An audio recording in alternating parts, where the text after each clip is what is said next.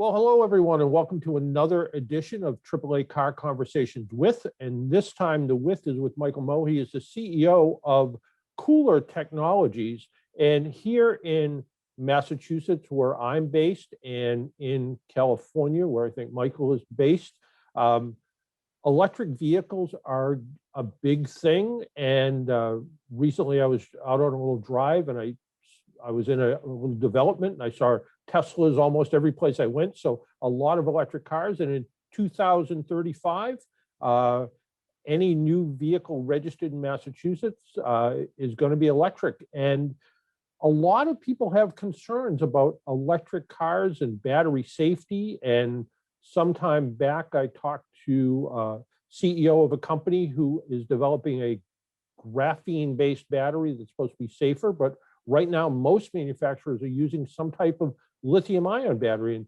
Michael, good day, and welcome to AAA Car Conversations with. Well, thank you so much for having me. So with this push towards electric cars, and I think the idea of zero emissions cars, keeping pollution to a minimum, everyone's in favor of. But at the same point, if we rush the technology too quickly, there's always a concern about fires. I know I had a phone a couple of years back that sort of the battery overheated and the phone quit working. Lithium ion, great, works great in phones and cordless tools and cars, but there is a safety concern, right? Yeah, there's a safety concern. The safety concern that you're referring to is called the thermal runaway.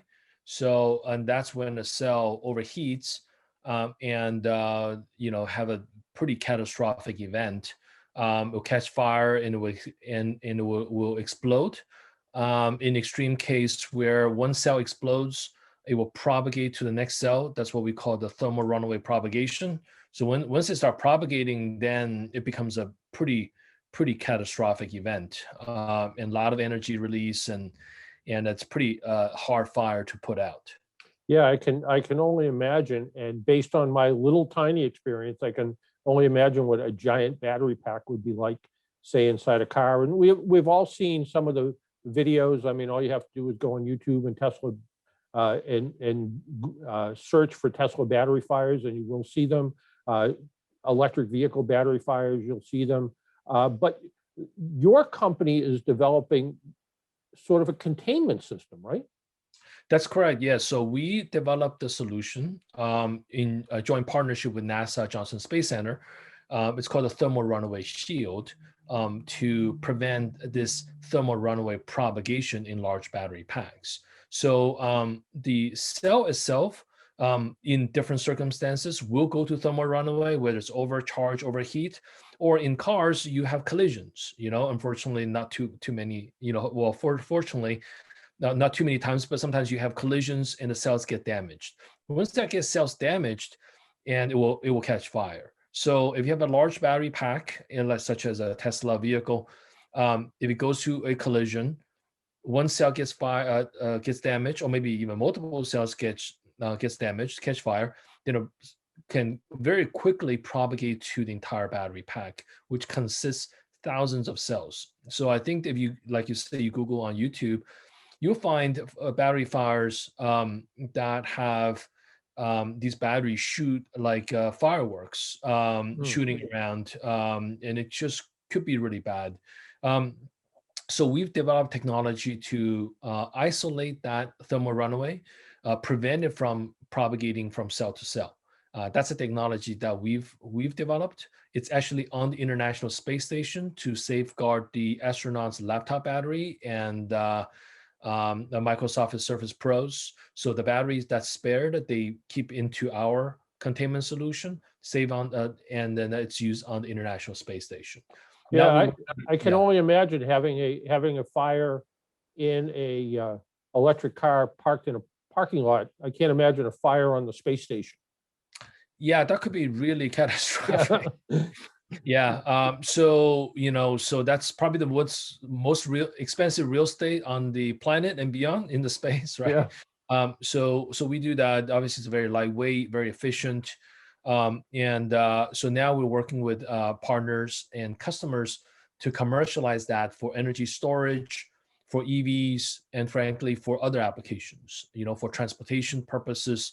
Energy storage is going to be a big market too, because you got solar, you got wind, you got renewable energy, and the big part of to make that sustainable and realistic is you got to have energy storage. You got to be able to store that, and so you got the power walls, you got residential storage. The last thing you need is your energy storage pack in your garage catch fire, and so safety. So we think that safety, efficiency, and ultimately sustainability is critical to make lithium-ion battery in this renewable energy revolution, and that's what we focus on working on. Yeah, and I kind of see the future someday of being that your electric car may in fact be your electric storage device as well. So, I mean, right now we look at electrical shortages, brownouts around the country, and if everybody has electric cars, that could even be a bigger concern. But on the same hand, those cars that don't get driven every day could also supplement the grid going back in the other direction. So the idea of having a vehicle that maybe sits for 4 or 5 days and stores energy and also releases it as needed, the idea of having a kind of a safety system around that electric storage inside the vehicle becomes even more critical. Yeah, no, absolutely. So I think that's the overall compelling reason for a company like Tesla, eventually become an energy company, right? Because they got millions of cars, they got distributed energy around the country. It's portable, it's distributed, they can feed back to the grid. So that's a very, very powerful economic model that way. When you add on top of that autonomous driving and mobility, that really is kind of the ultimate business model. And that's why it's so highly valued, and Elon Musk is the wealthiest man in the world. But coming back to this, so electric car is a very large energy storage bank. If you don't have that, the electric car penetration, you're looking at last year, I think it's about 3.2 million cars, electric cars sold around the world. Hello? Can you Hello, still see? I'm here. Oh, yeah. Sorry. Yeah. So you got, sorry, my my computer kind of blanked. So you got 3.2 million cars EV sold around the world out of 100 million cars. So it's about 3%. The bigger industry, GM is going to phase out cars by 2035. The new administration is going to electrify all the federal vehicles, like 646,000 vehicles. So you are going to have a increasing penetration of cars, I think in the tune about 30 million vehicles by 2030, 35 timeframe. But that's still about 30% of the $100 million vehicles around, around the world. So you're going to have a lot more other energy storage products, even your power tools, your lawnmowers, your leaf blowers are moving from diesel engine to lithium-ion battery packs. Yeah. And even those battery packs, you use it 30 minutes a day, an hour a day. For the rest of the time, it could be energy storage product. So we have a roadmap and a vision to enable every one of these energy storage to be feedback to the system, to be distributed, and every one of them needs to be safe, efficient, and sustainable. So that's what KULR does. And you said sustainable, and when we think sometimes about sustainable, we also think about end of life with these products. And just like whether it's an old style nickel cadmium battery or a newer lithium ion battery, when they're at the end of their life, they're not really completely 100% discharged. They still store some energy.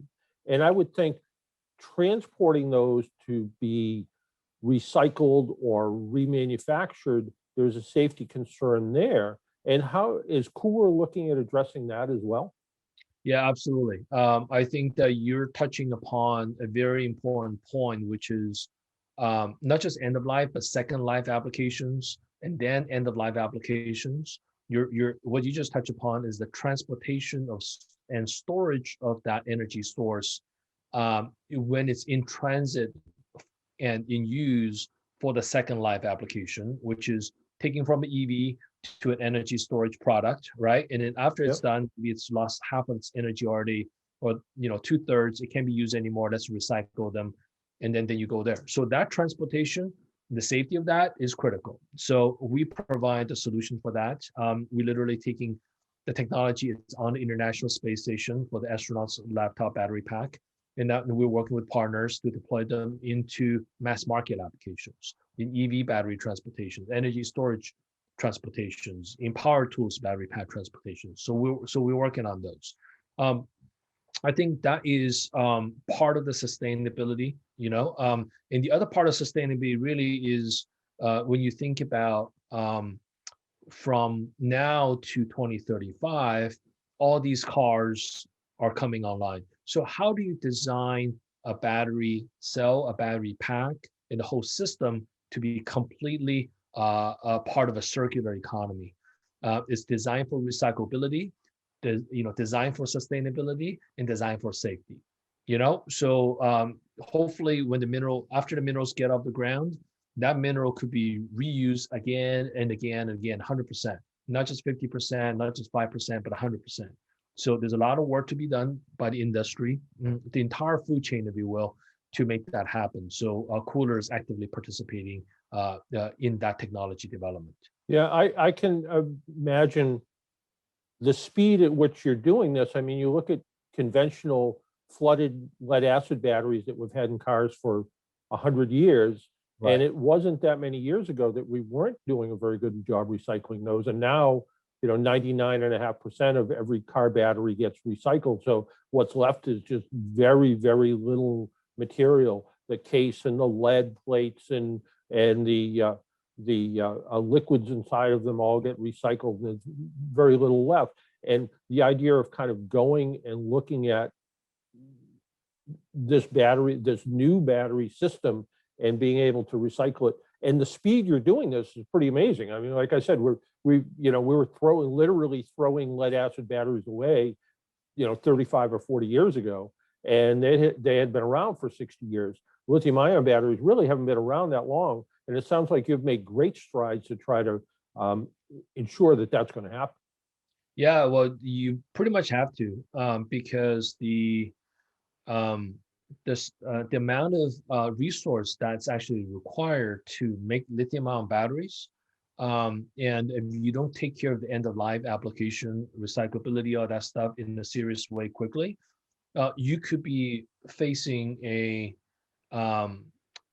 environmental issue that's created in the name of sustainability, but it will make it unsustainable because the environmental impact of the mining and the disposal of this lithium-ion batteries could be an environmental catastrophe. So you got to look at this global warming, this climate change, and this whole sustainability in a more holistic way. Therefore, the circular, the economy thesis would really need to be played into this lithium-ion battery ecosystem very, very quickly.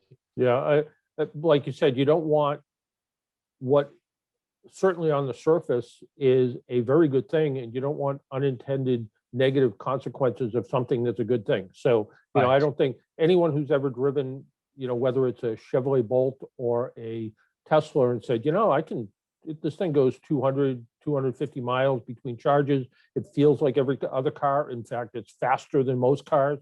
Yes. And, I could make this a regular car in my driveway without any problem.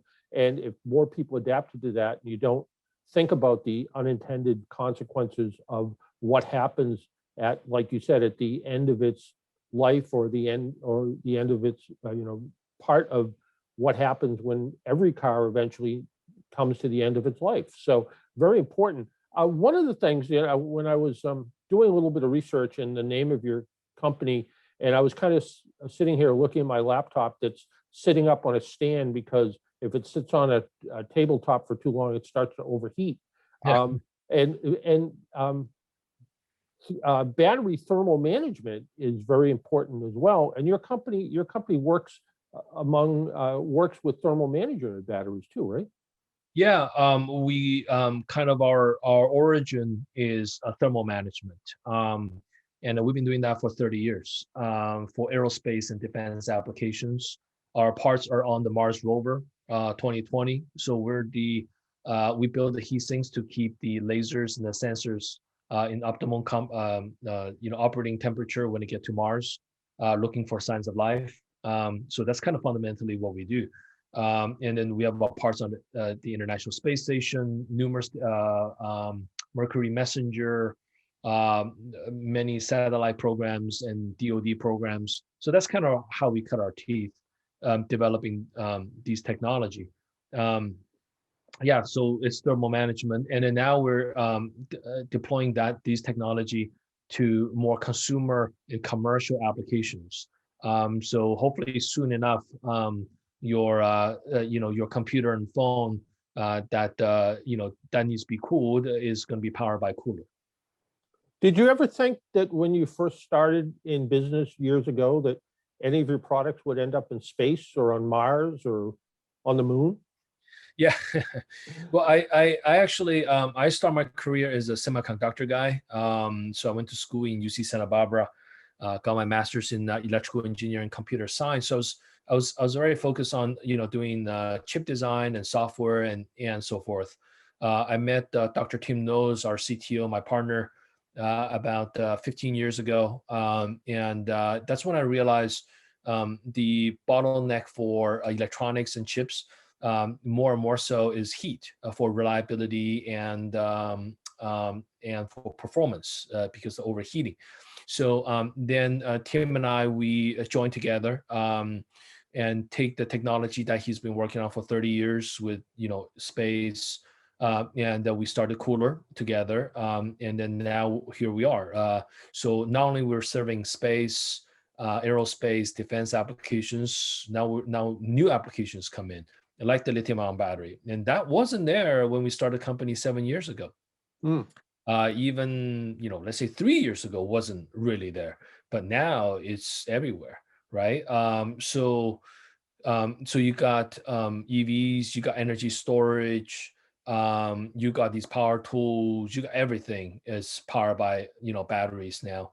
So, so to answer your question, when I first started my career, no, I didn't think I was going to go into space. But when we started KULR, we knew that we're going to come from space and come back to Earth with that technology. Yeah.